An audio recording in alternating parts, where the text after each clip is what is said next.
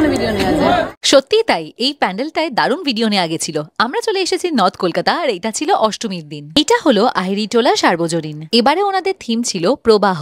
দেখানোর চেষ্টা করেছে কসমিক এনার্জি, সর্বজনীন কম্পাঙ্ক, কম্পন এবং মহাবিশ্বের সকল জীবিত এবং নির্জীব সত্তার আত্মসংযোগ দেখানো হয়েছে। প্রতিমা পুরোপুরি থিম বেসড, কিন্তু অপূর্ব সুন্দর, দারুণ লেগেছে। নেক্সট হলো আহিরিটোলা যুবক বিন্দ্র।